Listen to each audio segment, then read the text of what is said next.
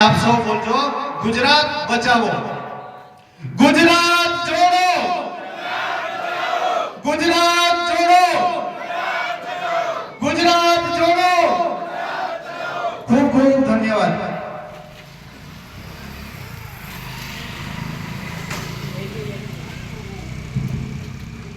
હું બોલવાનું ચાલુ કરું એના પહેલા મારી એક વાત માનજો, બધા એકવાર ઊભા થઈ જાઓ. જમીને આવ્યા છે ને?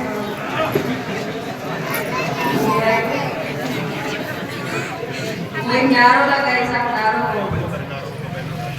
ઇન્કલાબ जिंदाबाद, ઇન્કલાબ जिंदाबाद, લડેંગે जीतेंगे, લડેંગે. जीतेंगे।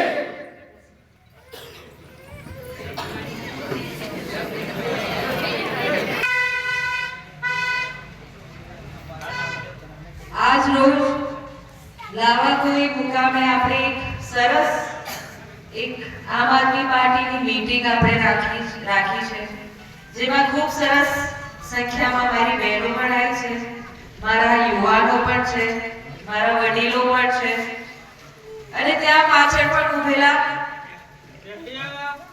લોકો છે એમને અમે વિનંતી કરી આપ સભામાં આવી જાઓ. તો ઝાડના નીચે છાડો પણ સરસ છે, વાંધો નહીં. હવે તમને ખબર છે આગામી તાલુકા પંચાયત અને જિલ્લા પંચાયતની ચૂંટણીઓ આવી ગઈ છે. હવે પાછું 5 વર્ષ પછી આ સમય તમને મળ્યું છે. સમય કોઈ ચક્ર હોય છે, ખબર છે? એ 5 વર્ષનું ચક્ર 2 મહિનામાં પૂરું થશે. તો એ ચક્રને તમે કઈ દિશામાં ફરાવવા માંગો છો એ નિર્ણય તમને હવે લેવાનો છે. આમ આદમી પાર્ટી તરફથી જિલ્લા પંચાયતના ઉમેદવારો, તાલુકા પંચાયતના ઉમેદવારો ઊભા કરવામાં આવશે, જેમાં તમે હું અપેક્ષા રાખું છું ઉમેદવાર જે પણ આવે એને તમે ખૂબ બહુમતીથી વોટ આપીને જીતાડશો અને નસવાડી તાલુકામાં આમ આદમી પાર્ટીની બોડી બેસે એવું પ્રયત્ન કરીશું ને? ભાડાને કોણ કોણ વોટ આપશે? હાથ ઊંચો કરો. ભાડાને કોણ કોણ વોટ આપશે? દિલથી પણ વોટ આપશો. એમ અમારે એક ભાડું એમ કે તો નહીં ખબર પડી, ઝાડું કે ઝાડુ આમ આદમી પાર્ટીને કોણ વોટ આપશે? એવું ભગવાનના ઘેરે બેઠા.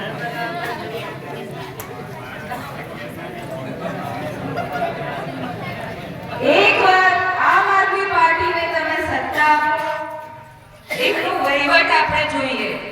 જે પણ ઉમેદવાર હશે એને આમ આદમી પાર્ટી ફક્ત જીતીને ઘર બેસી રહે એવું નથી કરવાના.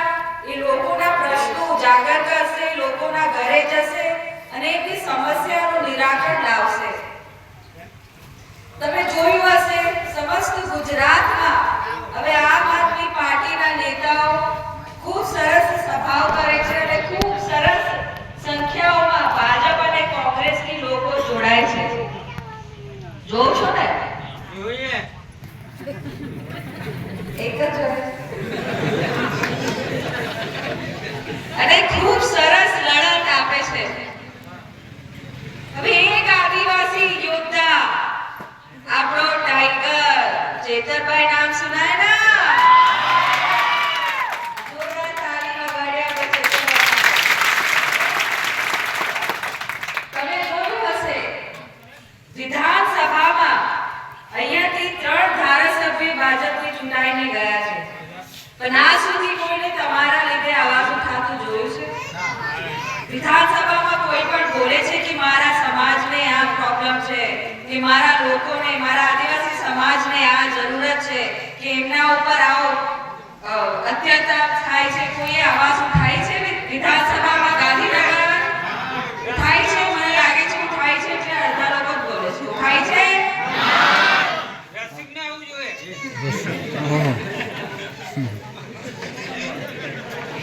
તો એક આદિવાસી યોદ્ધા છે, આદિવાસી રસિક. યોદ્ધા ચેતરભાઈ વસાવા, એ ગાંધીનગરમાં અવાજ ઉઠાવે છે.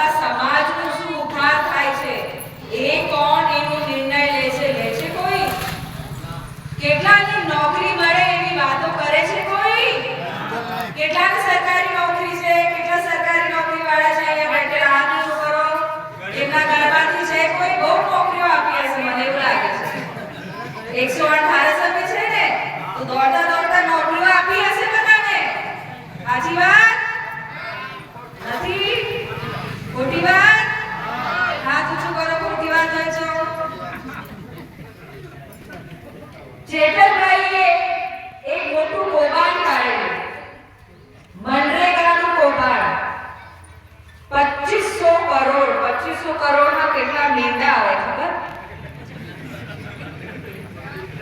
એટલા પૈસા ગયા ક્યાં? એ બિચારા જેમાં નોકરી નથી અને જે મજૂર વર્ગ હોય ને મનરેગામાં મજૂરી કરવા જાય છે ખબર છે ને, સવારે મજૂરી જાય અને સાંજે 500,000 રૂપિયા લઈને આવીને પોતાનો ઘરનો ચૂલો સળગાવે અને જમે. જમવાનું આટલું આપણું જે અનાજ મળે એ જીવન જીવે છે. એના પણ પૈસા સરકારના કોન્ટ્રાક્ટરો ખાઈ ગયા 7-8. પોતાની મિલકતો વિદેશોમાં બનાવી લીધી છે. એ કોઈ આપણા ભારત માટે કામ નથી કરતા કે આપણા ગુજરાત માટે કામ નથી કરતા. એ આ કૌભાંડો કાઢીને પૈસા ભેગા કરીને વિદેશોમાં જાય છે, ત્યાં મિલકતો બનાવે છે. એમના છોકરાઓ બહાર ભણે છે. આપણા કોઈ છોકરાને એ લોકો મોકલે છે?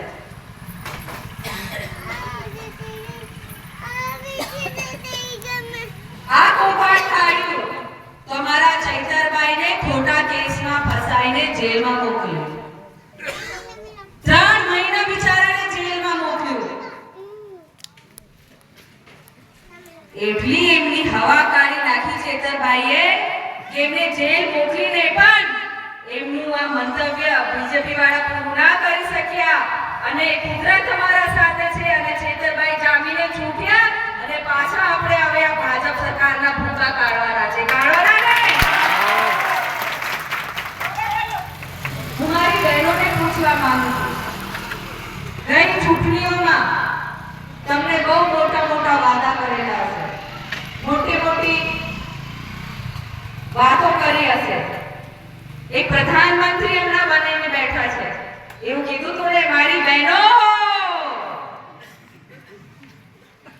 તમે જે ચૂલો સળગાવો છો એ ચૂલામાંથી જે ધુમાડો નીકળે, એ ધુમાડામાંથી જે આંસુ નીકળે, એ આંસુથી મને દુઃખ થાય. હવે પ્રધાનમંત્રી બની ગયા તો હવે દુઃખ નહીં દેખાતું? હવે ગેસ સિલિન્ડર મળે છે, ગેસના ફ્રીના બાટલા મળે છે ગેસના. આવો વાતો કરેલો કે નહીં યાદ છે? હવે ક્યાં પડેલું છે પેલું ગેસ? ભૂંગામાં. કોઈ આવે તો ગાદો મૂકીને આપણે એને કોઈ મહેમાનને બેસાડીએ, ખુશીનું કામ કરે છે ગેસનો. ઘરમાં ઝઘડાઓ થતા હશે કે આજે ગેસ પૂરું થઈ ગયું લઈ આવો. પણ આપણે એટલા અમીર નથી.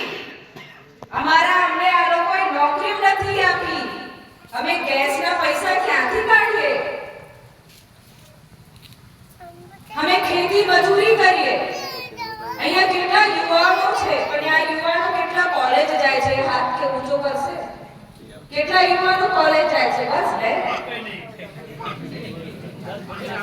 કેમ યુવાનોને ભણવા નહીં દેવા માંગતી આ સરકાર?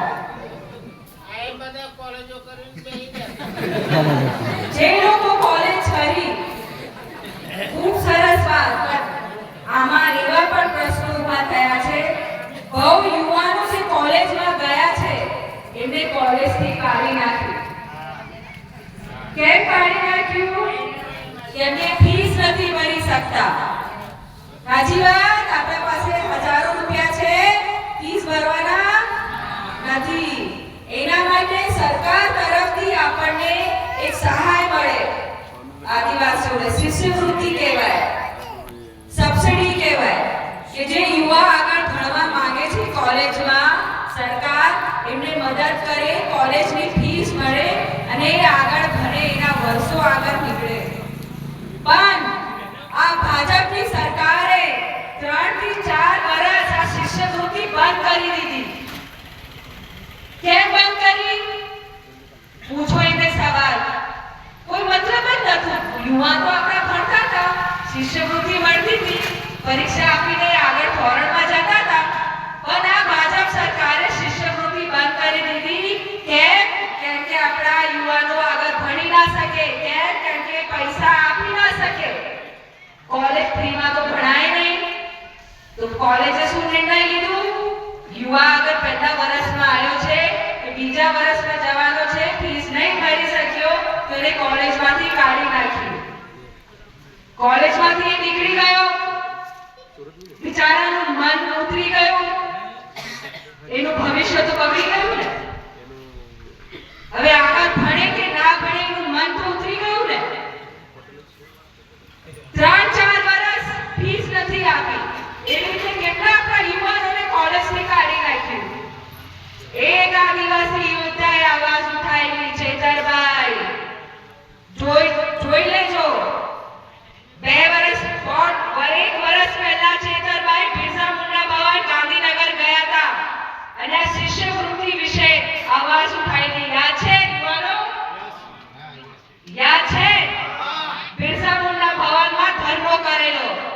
હજારોની સંખ્યાથી અલગ અલગ જિલ્લામાંથી યુવાનો ગાંધીનગર ગયા હતા અને શિષ્યવૃત્તિ ચાલુ કરાવી. તો જે યુવાનો કોલેજથી નીકળી ગયા એનો વર્ષ કે 2 વર્ષ તો બગડી ગયું. જે બિચારા બચી ગયા એમને ફીસ ભરી એ આગળ ભણ્યા, પણ જેનું ભવિષ્ય બગડી ગયું હવે એ આગળ શું કરે? પાછા તો કોલેજ એને લે નહીં. બિચારાનું મનોબળ પણ ઉતરી ગયું. હવે એ બિચારો આગળ શું કરે? કોલેજ ભણ્યા વગર નોકરી મળે? સર્ટિફિકેટ માંગે, 10 દાખલા માંગે. સરકારી નોકરી તો દૂરની વાત. આ સરકાર તો લાયક જ નહીં કે એમની એટલી તાકાત છે કે આપણા સમાજ કે આપણા કોઈ લોકોને નોકરી અપાઈ શકે. એ બસ પોતાની સીટ જ હાચવા બેઠી ગયા છે કે મારી સીટ હું બોલીશ તો મને મારી ટિકિટ કાપી નાખશે. સાચી વાત? તો શું કામની આ સરકાર? શું કામના આવા ધારાસભ્યો? હું ખોટું બોલતી હોય તો મને બોલો રાધિકાબેન, તમે ખોટું બોલો છો. છે ખોટું બોલું છું? હવે આ યુવાનો જે કોલેજથી નીકળી ગયા આગળ શું કરે? નોકરીઓ તો મળે નહીં. ખાનગી કંપનીમાં વધારે પ્રયત્ન કરે તો કોઈ મજૂરી નોકરી મળે, પણ મજૂરી કરવામાં પણ પેલું મનરેગાનું કૌભાંડ કરી દીધું. પૈસા ખાઈ ગયા. અડધા ટાણે મજૂરી જે જાય મજૂરો એમને કહે કે મારા પાસે તો પૈસા નથી. હવે તમે ખેતી પર આધાર, યુવા કે લોકો હવે ખેતી પર આધાર છે. તો એ ખેતી બગડે